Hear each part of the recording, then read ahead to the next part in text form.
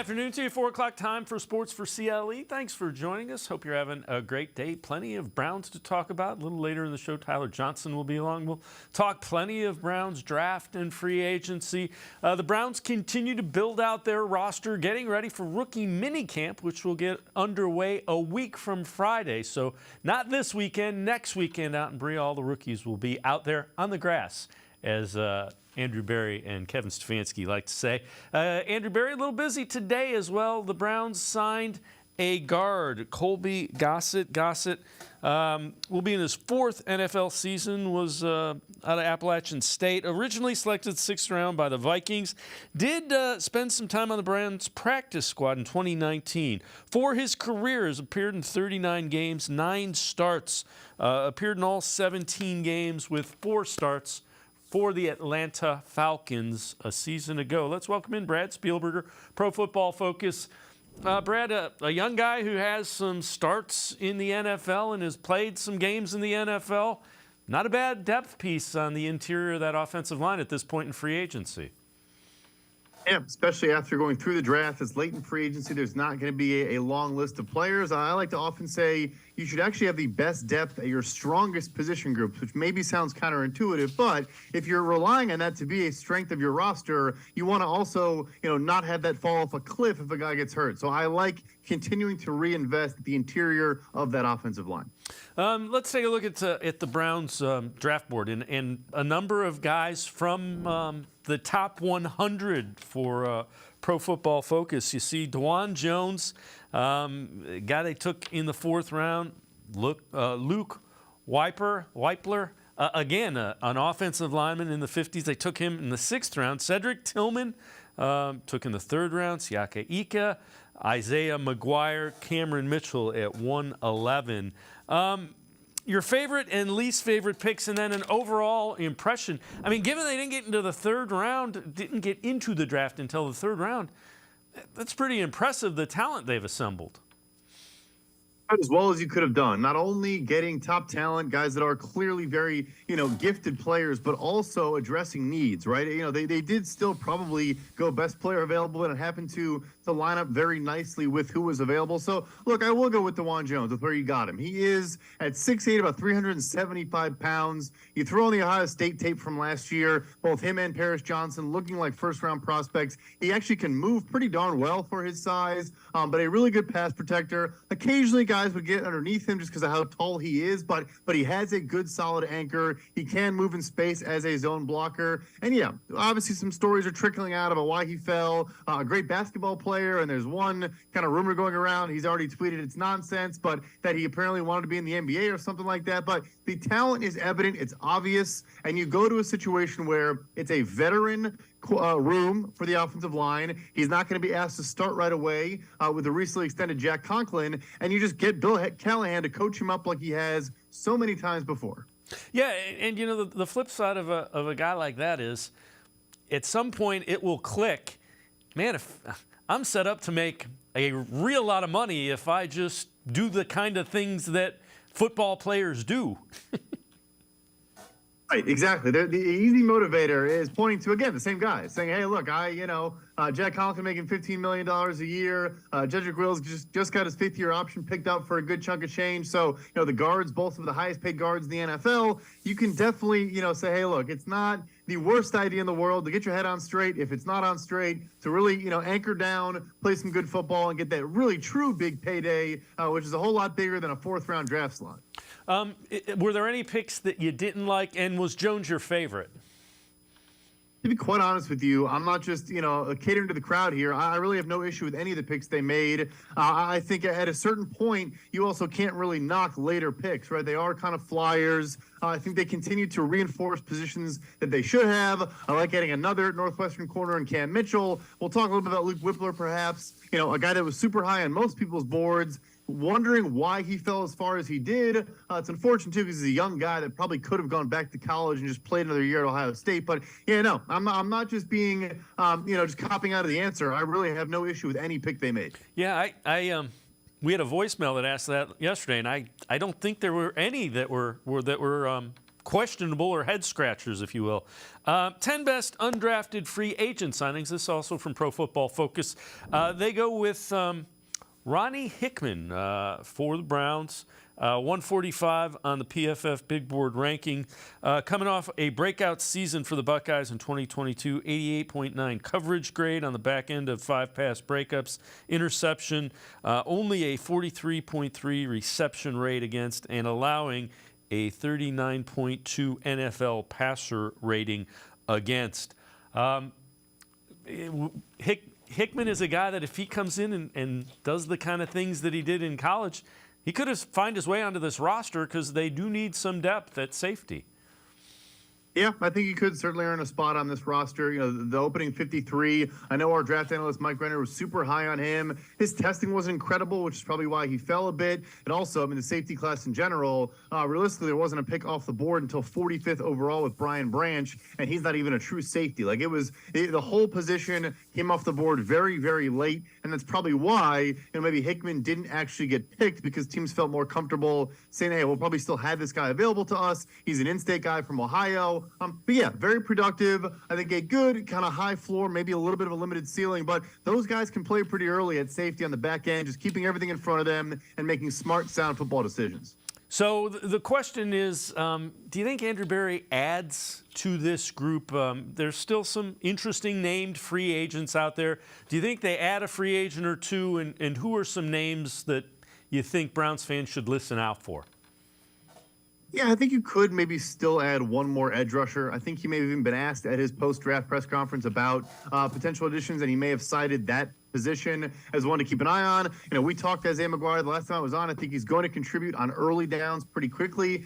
Good against the run, a good physical player, a good build. I think maybe kind of the opposite of a Jadeveon Clowney this time around, where McGuire is kind of the same. Clowney, really good run defender. Did have, a good sack production year in 2021, but maybe just go after a guy like Yannick Ngakoue, who is truly just a sack artist, is not going to be great against the run, but you put him opposite Myles Garrett where he has less attention on him in a wide 9 stance, and all he does is pin his ears back and get after opposing quarterbacks. That's all he's done his whole career. He's had at least 8 sacks in every season of his career for a reason. The other thing is Jim Schwartz likes to rotate more bodies in, so it wouldn't be uncommon for Jim Schwartz to use a guy in those settings, I guess, is if I connect the dots there.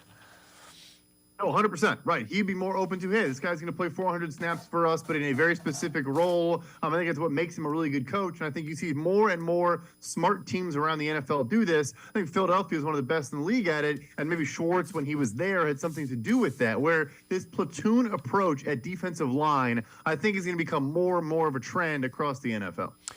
Let's take a look at some of the other names. So there's still some big-name free agent edge rushers out there. You got Frank Clark, Leonard Floyd, Ngakoue, who we talked about, Golden, Jadeveon Clowney. I think you can cross him off the Browns list the way that ended. Houston, Quinn, Melvin Ingram. Other than Ngakoue, if Ngakoue for some reason prices himself out of the range, is there anybody else on that list that you think makes sense? Yeah, so look, Schwartz is multiple, likes to play different kinds of alignments, but most of those players are 3-4 outside linebackers. Again, you don't never want to pigeonhole any type of player, but they do traditionally come from that background. I think maybe a guy like Marcus Golden. Again, I'm looking for the cheaper players here. He is, again, more of an outside linebacker, but I think he can put a hand in the dirt. He's a good 300-snap guy that has some good sack production, some good pressure and pass rush win rate production as well. Those are the type of guys I'm looking at. But, yeah, for whatever reason, that list is mostly guys that technically do not really fit in the scheme right now. Fair enough. All right, before we go to break, Cedric Tillman was one of the best wide receivers in this draft class a season ago in 2021. Had a high ankle sprain and was injured for much of this season. So you look at his numbers in 2021, though. The third highest receiving grade versus single coverage, third highest. Separation versus single coverage, second highest. Drop rate, fifth best. Contested catch rate, fourth best. Brad, is it fair to say if he hadn't gotten hurt, he'd have gone a whole lot earlier in the draft? I think so. Yeah, I mean, the contested catch rate's huge. You mentioned the lack of drops, just 5 drops over 104 career targets. The thing, too, with him is that in this class in particular, there were not a lot of that type of player. It was more the speedier, shiftier, smaller type receivers. So, yeah, a little bit older, and he's not going to create a ton of separation on routes. But, look, you talk about DeShaun Watson, his favorite guy he ever played with, and again, I'm not comparing these players, but DeAndre Hopkins is not really known as a separator as well. He's known as a guy who just wins every 50-50 ball, and I think his famous quote is they're more like 80-20 balls and you throw them to me. That's the style that I think Cedric Tillman is going for. And obviously, some quarterbacks are comfortable with that, some aren't, but I think Watson is. So that could develop into a nice, connection there. The other thing is a guy like that screams to me red zone target. A guy that contested catch it, big catch radius, big physical body. You throw it up you get him singled up on somebody, throw it up, and it is going to be an 80-20 ball. This is nuts. Yeah, you look at his tape from Tennessee, even last year, a couple catches just over the backs of defensive backs and, contorting his body and being able to keep his feet in bounds. Yeah, you put it in his vicinity and he might come down with it. Brad Spielberger from Pro Football Focus and I are going to step aside, take a quick time out. Other side of the break, we'll head to the voicemail of Truth and Reason. We'll take a look at DeShaun Watson as well. Sports4CLE will be right back. Stay with us. The Ohio Lottery Partners in Education program recognizes role model students and teachers from across Ohio. Nominations can now be done completely online. To nominate a deserving teacher or student, go to ohiolottery.com. In the About section, find Partners in Education. There you will find links to the nomination forms. Students kindergarten through 12th grade can be academic all-stars. Teachers can be honored as a Teacher of the Month. The Ohio Lottery Partners in Education, where stars shine. The Greater Cleveland Sports Hall of Fame celebrates the star athletes and notable sports figures who were born or have made their home in Greater Cleveland. It tells the story of discipline, commitment, perseverance, sportsmanship, and excellence in achievement. It encourages and inspires those who believe in sport and its direct impact on the well-being of our community. Go to clevelandsportshall.com or follow us on Twitter at GCLE Sports HOF for more details.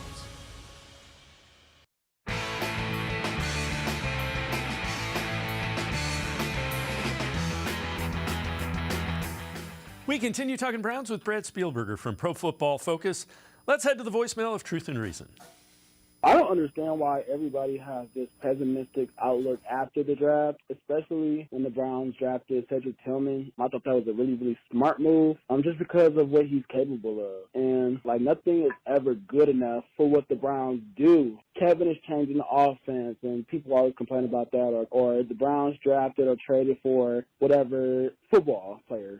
And I just think that we can't make any type of prediction. We don't know, and we have to allow time to be our friend. And really, we just got to see it to believe it, because truth be told, the teams that we're facing aren't better than us, but we can't, allow them to look better than us. So I think we have to give Kevin and his staff time for them to work out the kinks of the new offense and everything else like that. So, yeah, go Browns.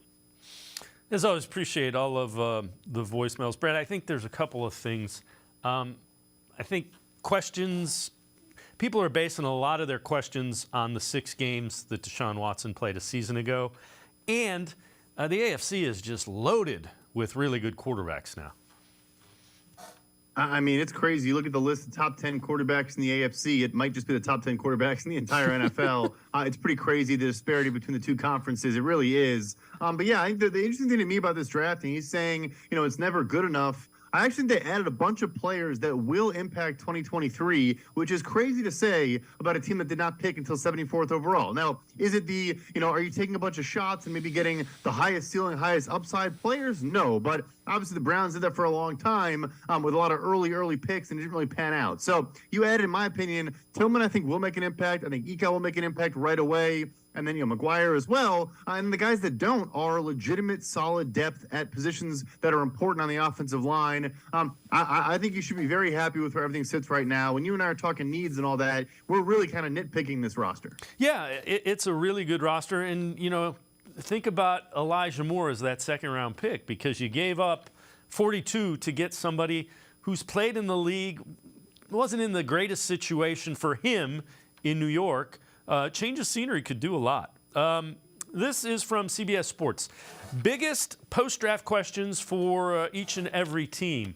And for the Browns, again, what will DeShaun Watson look like in 2023? They go on to say former Texans quarterback looked like a guy that had missed considerable amount of football, completing just 58.2% of his passes. If he continues to look like the player we saw last year, we could be looking at a historic disaster for the Browns. I can't argue if he looks like he did last year. However, he was in a completely new offense that he couldn't really work in, and he hadn't played in almost 2 years. I think I was, like a lot of people, I kind of minimized the amount of rust there was going to be. Right, and it's both physical and mental rust, too, at that position, right? A quarterback, it's not just, throwing the football, running around, but adjusting to the speed of these massive human beings, 300-pounders running at you, but also just identifying coverages, seeing different things. And, yes, you can simulate that in practice, and I'm sure Kevin Stefanski, being an offensive coach, worked with the defense to show him all different sorts of looks and confuse him and all that. But until you do it at full NFL speed, you can't really simulate that and replicate that. I would preach patience. I think he even got better as the 6-game stretch went on. You saw things slow down a little bit. He had a couple highlight plays down the stretch. But, yeah, look, like you said, you can't disagree. It could be a disaster, but I think it's very unfair to assume he's not going to look much better this year than he did last year. Yeah, and, the thing about he had to basically unthink what he had known for however long with the Texans as he was going through this with the Browns. So, again, I get it. But, the criticisms, his performance was what it was. It wasn't great. We've talked about this, so this is kind of interesting as well. Kyle Brandt, NFL Network, does the AFC quarterback tiers. Number 1 is Mahomes. Number 2, Josh Allen and Joe Burrow. Number 3, Justin Herbert, Lamar Jackson, Aaron Rodgers. 4th tier, Russell Wilson and DeShaun Watson. You see Garoppolo, Pickens, Mac Jones, Tua, Trevor Lawrence in 6. Stroud, Anthony Richardson, Will Levis, the rookies in tier 7. When you look at that, I think it's fair. Justin Herbert might be a little bit higher. I know he's unbelievably talented, but still a guy that on the field they've been a little bit above 500. I know they went to the playoffs last year, but overall, I think that's a fair assessment. Yeah, I think at the beginning, the top of the pyramid's pretty solid. And look, I have all the respect in the world for Kyle Brandt, but putting Trevor Lawrence in the tier 6 with a bunch of guys that he is, in my opinion, significantly better than was pretty funny. I would maybe honestly swap him and Russell Wilson and say, look, Watson's at 4 right now, but could be, jump his way back into 3 or 2 if he starts playing like he did back in the past. So, like we said, the AFC is an absolute gauntlet, and that starts and stops with quarterback play at first. But yeah, he's in that upper echelon. He can work his way back up that list. I don't know if I have too many gripes, but Lawrence is way too low on there. Yeah, that's fair. And again, think about Trevor Lawrence. Really, you can't count the year he played under. Yeah. And I can't even say his name, under Urban Meyer. So last year was really his first year under a normal NFL situation. So a guy that's ascending. Before we go to break, let me ask you this: How difficult do you think it was on DeShaun Watson trying to learn a new offense when he's at week 1 and everybody else is at week 12, who had been playing in a different offense, really? Yeah, and he didn't get the full offseason, right? I think he was maybe allowed to be there for part of the offseason program, if I remember it correctly, but I think he had to miss certain periods of time. So, yeah, this thing, too, though, the speed and kind of how far along they are once you're in, NFL game shape 11 weeks later, it's different. It is. So there are so many factors that play into the rust and just the inability to be, it's all timing and rhythm in this offense. Kevin Stefanski comes from, Minnesota, this wide zone-based attack and all the play action. A lot of it is very, very coordinated and structured. It's not really a wheel and deal type offense, which frankly is kind of more of Watson's comfort zone, is making plays outside of structure, holding on to the football for a while and letting things develop after the actual routes are ran. I think the two of them can meet in the middle with some of that, but I do think it was just a very, very tough, it's not like he followed Bill O'Brien to a new place. Everything was brand new for DeShaun Watson. Yeah, and I am very curious to see. I think you're right. I think DeShaun Watson will have a whole lot more freedom in Kevin Stefanski's offense than any other quarterback that's played in it. I think so. I think you have to, right? You don't want to take away from his strengths. Again, he can play on schedule and make the simple throws and matriculate the football down the field. But what made DeShaun Watson was those shot plays, running around, scrambling, avoiding sacks, and then 3.5 seconds after the play clock, finding someone deep downfield. That is his game. I think Elijah Moore aligns with that game. I think Cedric Tillman aligns with that game. I think Amari Cooper can. He's also just a phenomenal route runner. But yeah, it also comes from confidence in both directions. Confidence with him in Kevin Stefanski and confidence from Kevin Stefanski in DeShaun Watson. That'll all get there with time. Brad Spielberger from Pro Football Focus and I are going to step aside, take a quick time out. We'll head back to the voicemail of Truth and Reason. We'll also take a look at some post-draft power rankings. Sports4CLE, be right back. Stay with us. Come back to go forward. Back to learning new things. Back to pursuing your dreams.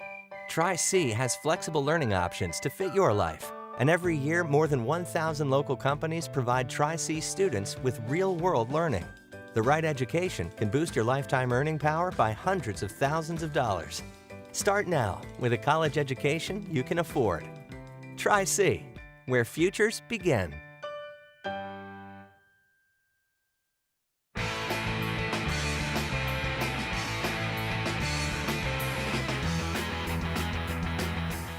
We continue talking Browns with Brad Spielberger from Pro Football Focus. Let's head back to the voicemail of Truth and Reason.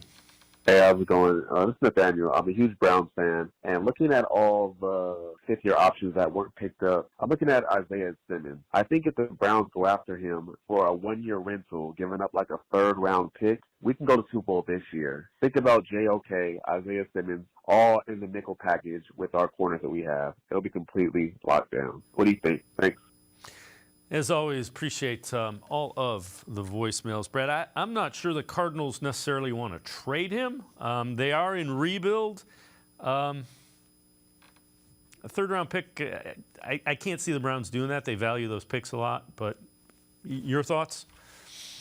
I think Arizona would take a third-round pick for Isaiah Simmons yesterday if someone offered it. So, I think if you do want to add him to the roster, I think you can probably get him for less than that. I don't hate the fit at all.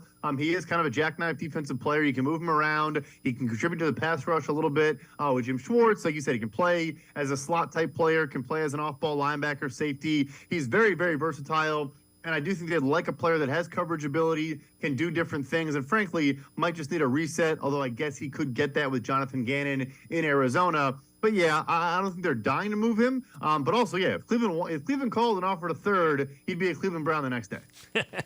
All right, fair enough. Let's talk a little bit. We talked earlier about DeJuan Jones, and he's a guy that you keep hearing all kinds of things about. Was a first-round pick in several mock drafts, and this is one of the reports that you had referred to. Was mock going 11th to the Titans, as high as 8th overall to the Falcons. Dealt with questions about weight, mishandled the Senior Bowl and his pro day, didn't weigh in at some of them.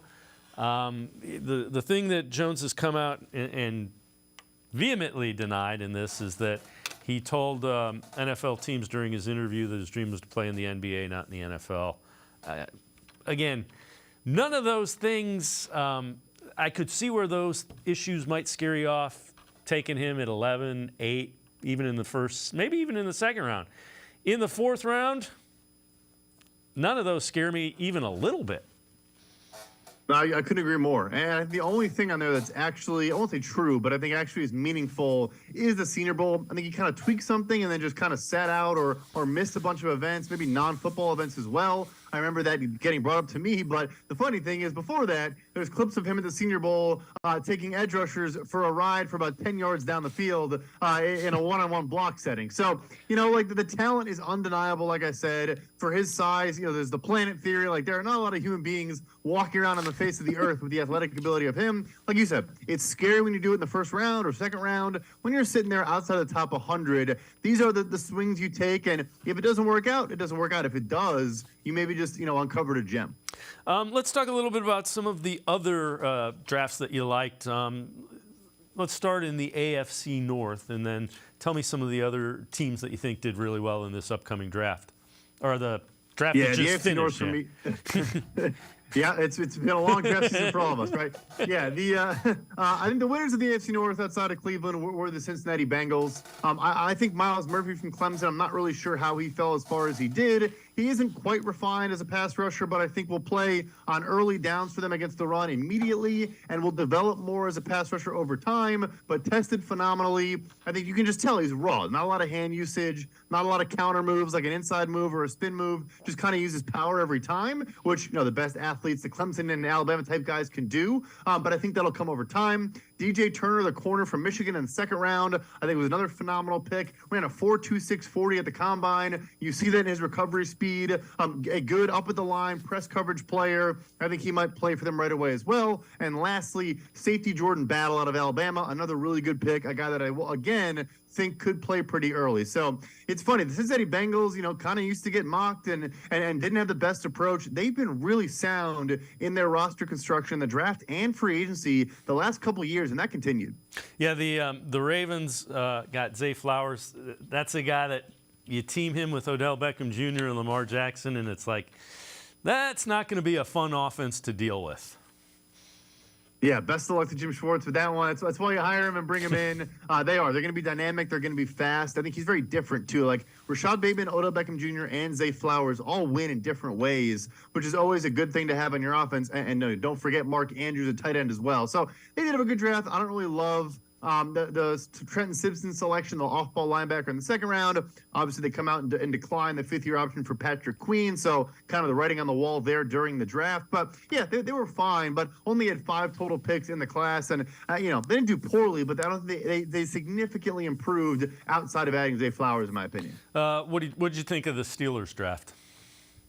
Oh, phenomenal. I guess I should have called them out as well. They did very well. I know it's a common opinion. Broderick Jones, for me, and look, I'm not a talent evaluator, but I thought he was the best tackle in this class. He is going to. You're going to laugh now. Myles Garrett might bowl him over for 3 sacks if they do play him early on. He struggles against power, but is a really, really nimble athlete in space. For his size, it's remarkable how good he is moving out in space. But, yeah, he will lose to power early on. You get Darnell Washington, who fell to the 3rd round, the tight end out of Georgia. Obviously, medical's there. Apparently has a knee injury, so it wasn't just by accident. But a good player, no less. Kind of like DeJuan Jones. Why not at a certain point just take that risk? And then Keanu Benton, a guy we probably talked about. They took 49th overall, the big interior defensive lineman from Wisconsin. Can play him as a nose tackle, can play him as a 3-tech. A really, really good athlete. You see some teams against him last year in the Big Ten, combo blocking and doubling him, and he still plays through it and has that core anchor strength. I think Pittsburgh did very, very well. All right, before I let you go, Pete Prisco from CBS Sports Power Rankings after the draft. So number 1 is the Chiefs, number 2 is the Eagles, number 3 is the Bills. He has the Browns checking in at number 14, so that's up 9 spots. And Prisco's rationale, if DeShaun Watson can revert to his old form, they will be a major factor in the division race. Looked bad last year, which has to be concerning. They have done a nice job adding to their roster through the draft and free agency. Just your thoughts on that rationale there. Yeah, with limited resources, I really do think they did well. I always try to view things compared to expectation. And so knowing they cannot spend a ton, you have a lot of big contracts already on the roster, knowing they did not have a lot of draft picks, I think if you compare what they did to, the value they had coming in, they vastly exceeded it. So, yeah, if Watson does return, I know this isn't a gambling show, but the Browns are plus 350 to win the AFC North. I've mentioned that on our podcast is one of my favorite bets for division winner right now because the ceiling for this team is very, very high. How important do you think the additions of not only Jim Schwartz but Bubba Ventrone, those were 2 areas they just underperformed a season ago, being special teams, Bubba Ventrone, special teams coach, Jim Schwartz, defensive coordinator, and the defense just didn't do what was expected of it. Yeah, I mean, the big one is Schwartz, no question, because the talent was there. They just grossly underperformed because defense, too, it's tough. You got the best defensive coordinator in the world, but if there isn't talent there, it's pretty hard to perform. And I think that's why it was more jarring how poor they were. Yes, they could have had more talent on the interior. Obviously, it's why they were so susceptible against the run. But I think they could have coached around that a little bit. Yeah, they had some injuries, but I still think they needed to be better than they were. And then special teams, underrated the third phase. And Ventrone has a lot of fans from Indianapolis and elsewhere. A leader, a guy that players absolutely love, which also does certainly matter. Do not underestimate what good coaching can do offseason to offseason. Brad Spielberger, as always, great stuff. Thanks so much for the time and the insight. Appreciate it very much, Brad. Yeah, thanks for having me. Brad Spielberger, make sure you check him out. Always really good stuff, Pro Football Focus. We're going to step aside, take a quick time out. We continue talking Browns. Tyler Johnson straight ahead. Stay with us. Sports4CLE. We'll be right back. Come back to go forward. Back to learning new things. Back to pursuing your dreams. Tri-C has flexible learning options to fit your life. And every year, more than 1,000 local companies provide Tri-C students with real-world learning. The right education can boost your lifetime earning power by hundreds of thousands of dollars. Start now with a college education you can afford. Tri-C, where futures begin. The Ohio Lottery Partners in Education program recognizes role model students and teachers from across Ohio. Nominations can now be done completely online. To nominate a deserving teacher or student, go to ohiolottery.com. In the About section, find Partners in Education. There you will find links to the nomination forms. Students kindergarten through 12th grade can be academic all-stars. Teachers can be honored as a Teacher of the Month. The Ohio Lottery Partners in Education, where stars shine. I am powerful beyond my wildest imagination. I will define my future. I will keep challenging myself to improve. Because I am a future leader of this great nation. I will be responsible for raising a beautiful family. And educating not only my generation, but many more to come. I will make a difference in my community. And I will stand up for what I believe in. I will not settle for simply chasing my dreams. I will achieve them. Because I was given a chance. An opportunity. A home. At Family, Career, and Community Leaders of America. The ultimate leadership experience. FCCLA has been one of the greatest experiences of my life. It's made me who I am today. Join us. We'll build a new future together.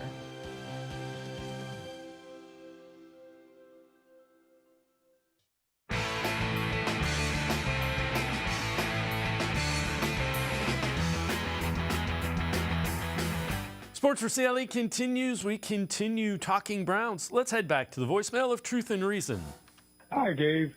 This is Tony from Colorado. Just wondering, is there any way you can tell us about the UDFAs that Cleveland picked up? Haven't heard much on them. You guys usually do a good job of wrapping that out. Thank you. Bye.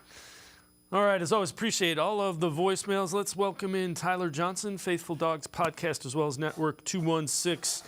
Tyler, we'll go into some specifics on some of the undrafted rookie free agents. In general, there's some intriguing names who could end up on the 53-man roster from this list that we're going to talk about. Yeah, absolutely. One name that really sticks out to me is Ohio State safety Ronnie Hickman. He's not the only Buckeye the Browns added, but Ronnie Hickman was considered by many to be a 5th to 6th round pick. And reportedly, the Browns were actually nearly drafted him a couple times, but they elected to pass. So I'm not sure if they knew that he was going to go undrafted, they might have had some intel there. But he's a great addition. 84.8 overall grade this past year, according to Pro Football Focus. 88.9 coverage grade. 75.3 run defense. 20% forced incompletion rate, which is fantastic. He can play in the slot, play in the box, play deep safety. So I love that addition, first and foremost, because I think he has a legit chance to make the roster, especially given the fact the Browns have not, outside of Juan Thornhill, have not signed another safety. Some other guys that really caught my eye, and I think it's interesting, Lonnie Phelps, the defensive end coming out of Kansas, the reason he's an interesting name, he was someone else that was projected to be a day 3 draft pick. He was Pro Football Focus's 178th overall player. So they had him as a draftable prospect. This past year at Kansas, he had 8 sacks. The year before, he had 10 sacks, 74.5 grade this past year. He's 6'2", 244 pounds. So he is on the smaller side.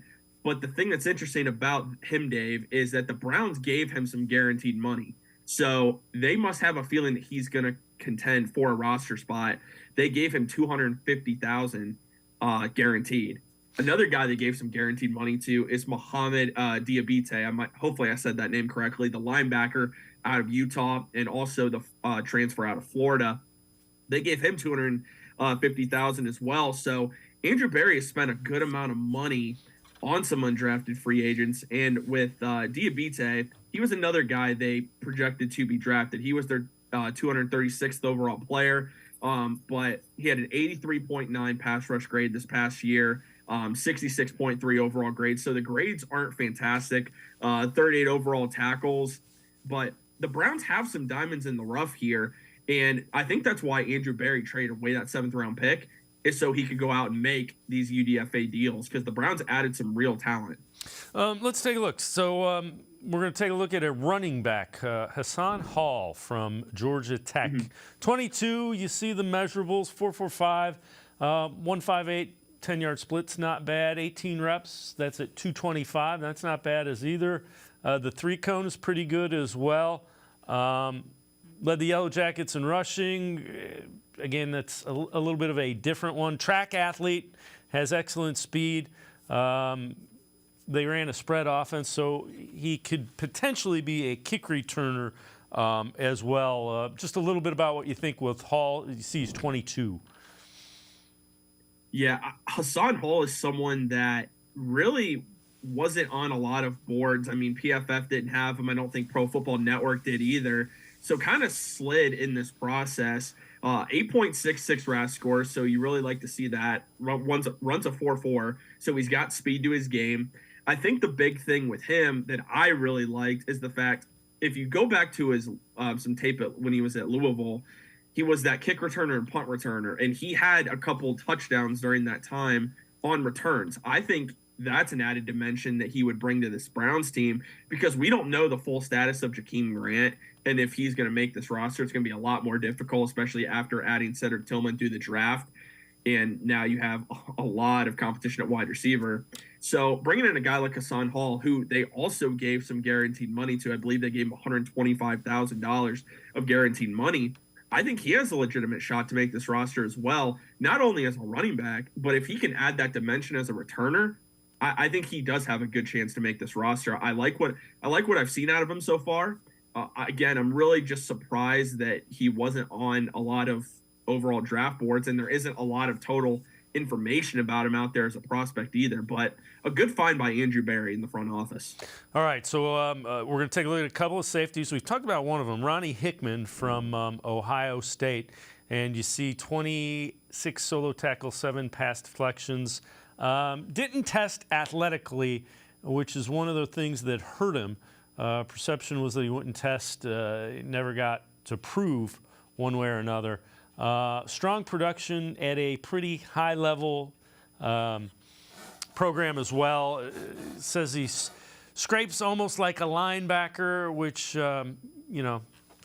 is a good thing in a Jim Schwartz style of defense. Then you look over at another safety, Tanner McAllister, also from Ohio State. You see 5'10", 191, 4.47, bunch press 22 reps. That's pretty good. The shuttle 4.18. That's decent. 6'9", 3-cone.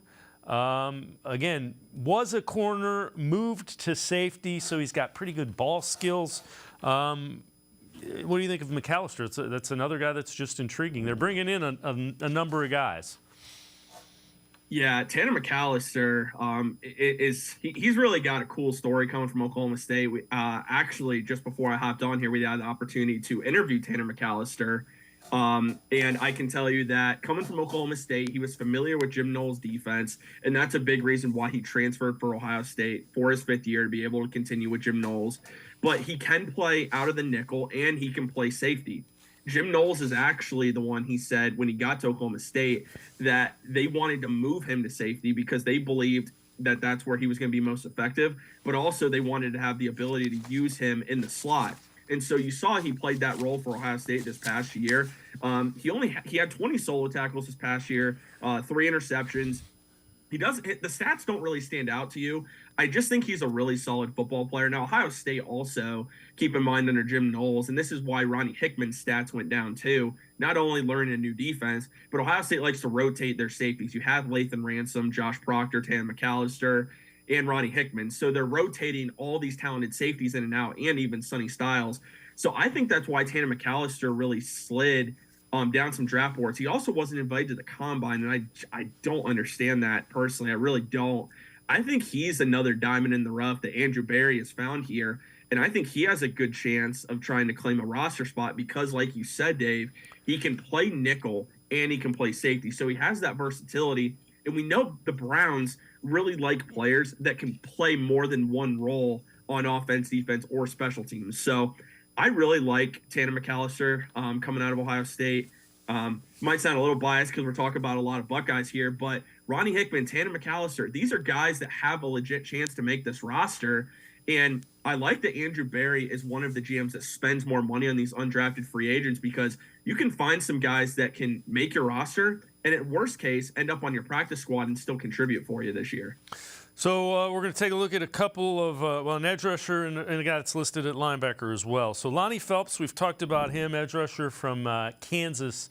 You see the size, 6'2", almost 6'3", 244. Again, 4.55, so real fast for a big guy. The 10-yard split is really good, 31 reps at 225. The vertical is high. The 3-cone for a big guy is really good. Explosive edge rusher, remarkable strength for his size, able to convert speed to power, can jolt opposing blockers. The issue for Phelps has been poor agility and limited hip flexibility. But that explosive edge rusher with strength and the ability to convert speed to power, that's what Jim Schwartz is looking for. And then let's look at the other one that we talked about, Mahmoud Diabate. And so you see his size, a little 6'3", 229, not as big. Physical tackler, plenty of good feel for shifting through the trash between the ball and the tackles to find the ball. Plays flow wide, needs to play with agility and pursuit speed. Level of consistency can take a tumble. That level of consistency is why he is a priority free agent instead of a 5th, 6th, 7th round pick. Yeah, that's what really stands out for me. And if you look at just his missed tackle rate, that was 19.7% this past year. Obviously, that graded really poorly. I think, too, with him, as a linebacker, you want to have some ability of being able to be on the field on third down. And with a 42.4 coverage grade, that was not very good this past year. So there are reasons why he slid as a priority free agent. But, again, the Browns still add a linebacker, and I think that's very good for them because I think they needed to add a linebacker in this draft. Essentially, again, what you're paying him is to be as about what you would pay a 6th-round pick. So I think he has a good chance to make this roster, but he's got to be able to put together that consistency. That's the biggest thing. I think when you can get a pass rush, a high pass rush out of a linebacker, it's something that's very beneficial. I would say if that's something the Browns were looking for at the position to bring a different profile there, I really wanted them to pursue Ivan Pace, the linebacker coming out of Cincinnati. I really liked him as a prospect. He is known for his blitz rate, being elite and an elite run defender as well. A smaller linebacker, but again, if they were looking for a different profile, I would have gone that way. But Diabate, there's things to like about his game, but the biggest reason he fell is consistency, and you have to hope that learning under Jim Schwartz that he'll be able to get the best out of him. Tyler Johnson from the Faithful Dawgs podcast and Network 2 and 6 and I are going to step aside, take a quick time out. 5 takeaways from the Browns and the NFL draft. When we return, stay with us. The Ohio Lottery Partners in Education program recognizes role model students and teachers from across Ohio. Nominations can now be done completely online. To nominate a deserving teacher or student, go to ohiolottery.com. In the About section, find Partners in Education. There you will find links to the nomination forms. Students kindergarten through 12th grade can be academic all-stars. Teachers can be honored as a Teacher of the Month. The Ohio Lottery Partners in Education, where stars shine.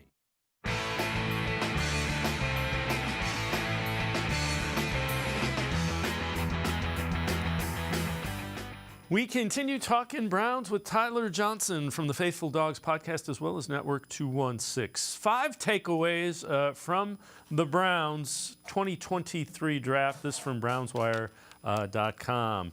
Number 1, Andrew Berry has no issue using day 3 picks on high upside players with questionable character. DeJuan Jones skipping the Senior Bowl, not weighing in on Pro Day, kind of the footnote there.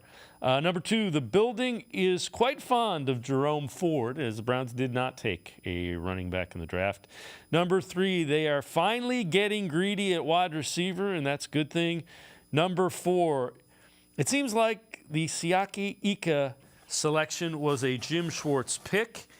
5, they are banking on a revitalized front 4 leading to improved linebacker play.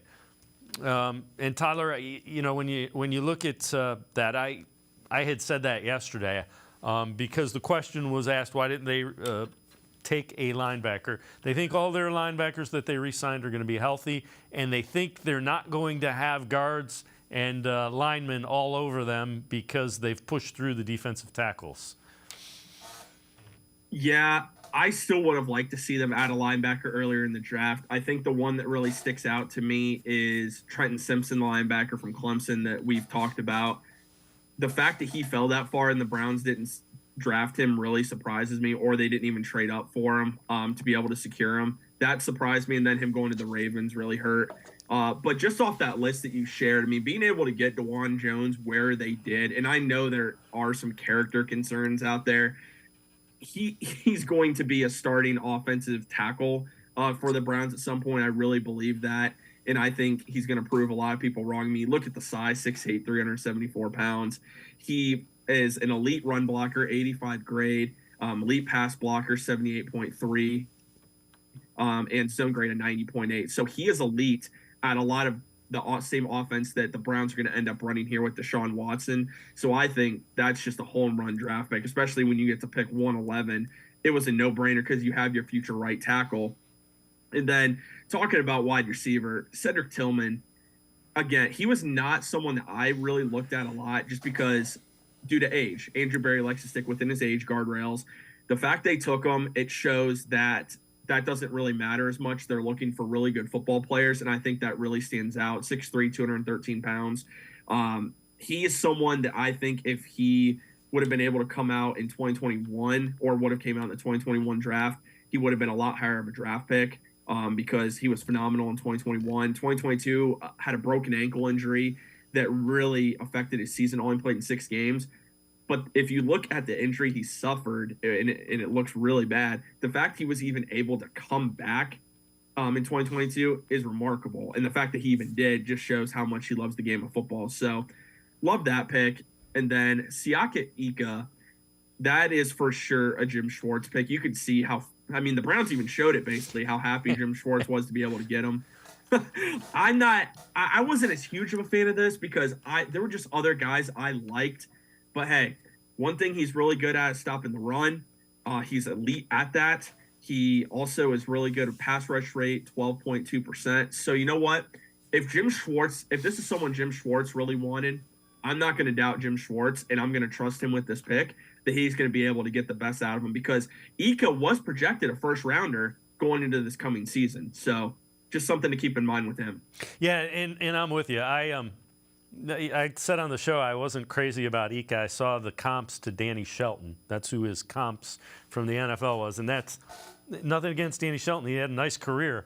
But when I saw the way Jim Schwartz reacted and interacted with him, I was like, okay, If Jim Schwartz wants this guy, go get Jim Schwartz this guy. Let's talk a little bit more about Cedric Tillman. To your point, take a look at the Pro Football Focus rankings and stable metrics for his 2021 season.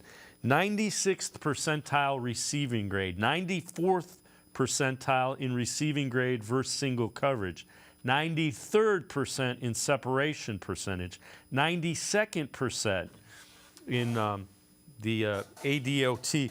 And when you're looking at that, keep in mind that receiving class in 2021 was significantly better than the receiving class was in 2022. Exactly. Cedric Tillman was Tennessee's #1 wide receiver until he got hurt.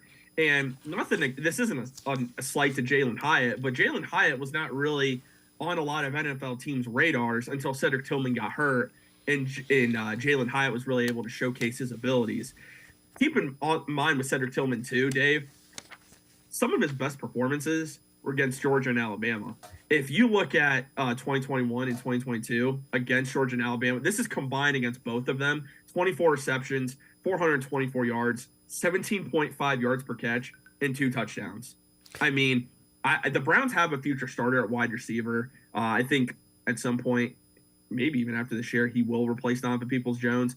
I love the Cedric Tillman pick, and the more you look at this, it just makes so much sense for the Browns. And there is talk that DeShaun Watson likes this type of receiver, this big body receiver that can really shield defenders from the football. And that's exactly what you got in Cedric Tillman. Yeah, along those lines, Bill Barnwell from ESPN, post-draft winners and losers from the NFL draft. This from ESPN.com. Losers, Donovan Peoples-Jones and Anthony Schwartz. Schwartz has never been able to deliver on his potential as a speed threat. Could be a cut candidate this offseason with the arrival of Tillman. It suggests Donovan Peoples-Jones will be with another organization in 2024. I don't know about that. I think what my reaction initially is the Browns were concerned that Donovan Peoples-Jones might outplay what they wanted to pay a wide receiver opposite a guy making $20 million in Amari Cooper. Yeah, when they drafted Tillman, my first thought was, okay, well, maybe DPJ is gone after this season.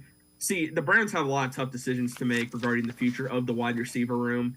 And adding a guy like Cedric Tillman, it's going to allow you to move on from either Amari Cooper or Donovan Peoples-Jones. And I think a lot of that's going to determine on how they perform this season. But again, DPJ might price himself out of the Browns' range. That's higher than what they're wanting to go. I mean, if you look at around the NFL this offseason, Jacoby Myers got $11 million a year. Same with Juju Smith-Schuster. If that is what Donovan Peoples-Jones wants and the Browns don't believe he is worth that, then Cedric Tillman can step right in and fill that role in 2024. So I think it's really good insurance, but also it's giving you something different to the passing game. He's now, I believe, the biggest wide receiver on the Browns roster at 6'3", and he's really good at shielding defenders from the football, a great red zone target. And we were talking about this on our live draft show on Saturday. Now, with Cedric Tillman, you can go in the red zone, put Tillman outside. You can put Amari Cooper outside or in the slot. You can also put Donovan Peoples-Jones out there. You still have Elijah Moore to be that speedster in the middle of the field, but then you also have David Njoku and Jordan Akins. So good luck being able to stop that in the red zone when it comes to jump balls, because the Browns now can out-jump anybody when it comes to getting down the red zone. Cedric Tillman's elite at that, going up and catching the football. I agree, and that's what you do in the red zone. Spread them out and see who the mismatch is, and then throw the ball up and let one of the big receivers go get it. Tyler Johnson and I are going to step aside, take one more time out. Other side of the break, we'll talk a little bit about the Browns' 6th-round draft pick. We'll also take a look at the roster and some areas the Browns may still upgrade via free agency. Sports4CLE, be right back. Stay with us.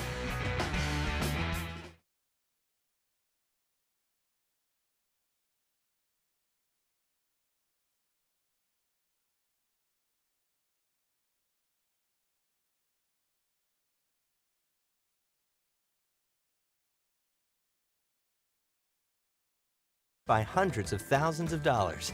Start now with a college education you can afford. Try C, where futures begin.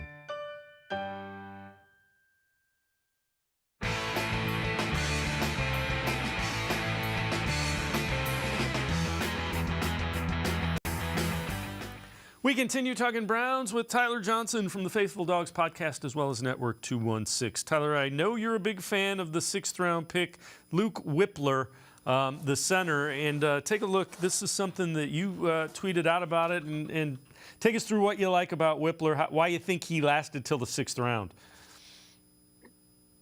I wish I had the answer to why he lasted so long, because to me, it just doesn't make any sense. Like, no part of it makes sense to me. I mean, he's the 54th overall prospect according to Pro Football Focus. And I think the biggest thing, he doesn't have really the physical traits that maybe you look for in an offensive lineman. And I think that's could be the only reason he slides. But from a technical standpoint, he's one of the best in the entire class, just from a technical standpoint. He's very familiar with the type of zone shotgun scheme that the Browns are going to be running under DeShaun Watson. So I think that makes him a seamless fit for what they want to do. And I just think that overall, you have your replacement, not only for Nick Harris this year, because I do think Nick Harris, unfortunately, just because due to injury, we haven't gotten to see him much, is going to be a roster cut this year. Luke Whippler is going to be your backup center. And that gives the Browns the flexibility to potentially move on from Ethan Posick either after this year in 2024 or in 2025. So you have your future center on the roster that you can continue to groom. He can continue to get stronger. But there's no doubting the potential that he has. I mean, elite run blocking grade at an 81, elite pass block grade at an 84.1. His zone grade's elite at 86.4. The true pass block grade is an 82.4, which is also elite. And he's been playing as a starter of Ohio State for the last 2 years, anchoring that offensive line. When you can get a guy like this in the 6th round, it's just a no-brainer for me. And again, I don't know why he slid this far. I'm guessing just due to physical traits. Some teams like some other guys better, but he is arguably one of the most, and you could argue the second most polished center in this entire class. All right. I know in talking to you, we don't think Andrew Berry is necessarily done shaping this roster. Let's take a look at the top 20 free agents that are still out there. This is according to the 33rd team, that is the former NFL executives and personnel guys. So let's take a look at the names of edge rushers. Yannick Ngakoue, Leonard Floyd, Frank Clark, Melvin Ingram, Justin Houston. So you got 5 of the 20 are edge rushers. What areas do you think Andrew Berry might look to upgrade? And if it is the edge rusher, which of those guys do you like? So first off, as far as where I think he wants to upgrade, I do think they're going to explore veteran safeties that are still available. I think Rodney McLeod comes to mind. He's an older guy, but he is familiar with Jim Schwartz from his time in Philadelphia. That would be a very cheap 1-year contract that they could look at. So I would say that first off, maybe Deron Harmon is another name that comes to mind. But another position I still see them addressing, even though they added Ika, I do think they want to add an defensive tackle, my apologies. And I'm not sure if Poona Ford's a guy they're going to go after anymore, because he is a similar one technique to what Siaka Ika is going to play. So I don't know if they want that, but I still think they need a 3 technique. And the guy that stands out for me is Matt Ioannidis, the defensive tackle from the Panthers and also Washington. He's not elite. He's just a solid overall football player. 66.4 overall grade this past year. That was 45th among 127 defensive tackles.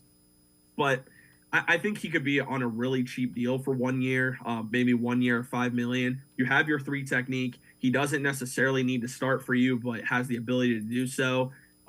Jordan Elliott, because then Jordan Elliott doesn't have to start. We don't know his long-term future with the Browns anyway.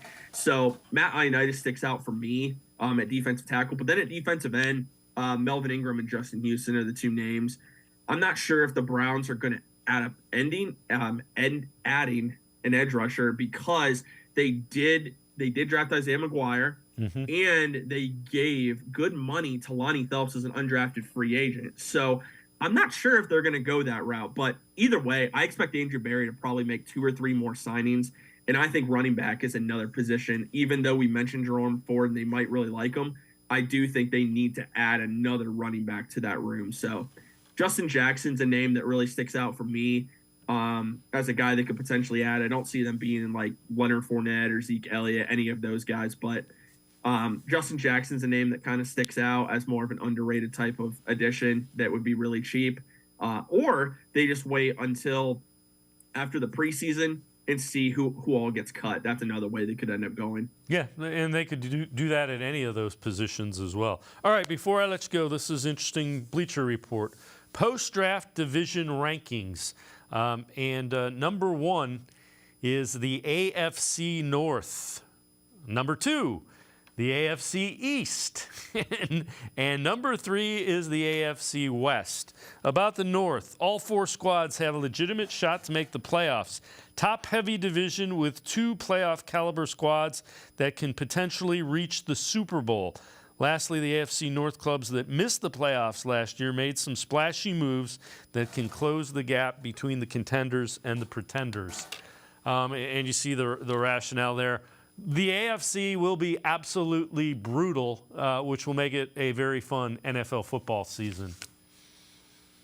Yeah, the AFC is going to be an absolute gauntlet this year, and there are so many really top-level quarterbacks that might not even make the playoffs, which is just so hard to believe. I wish the Browns were in the NFC. I really do, just because I think it's an easier path to get to the playoffs, but I love the level of competition. And if the Browns go and make the playoffs, you always, in my opinion, earn it when you make the playoffs, but it's just going to show how far this team has come and the leadership under Kevin Stefanski and DeShaun Watson if this team is able to get through the AFC. Tyler Johnson, as always, appreciate the time and the insight. Good stuff. Thanks, Tyler. Anytime, Dave. Thank you so much. Tyler Johnson, make sure you check him out, Faithful Dawgs podcast, as well as Network 216. It's going to do it for this edition of Sports for CLE. We will see you back here tomorrow at 4 o'clock. Have a great night, everybody. See you tomorrow at 4 on Sports for CLE.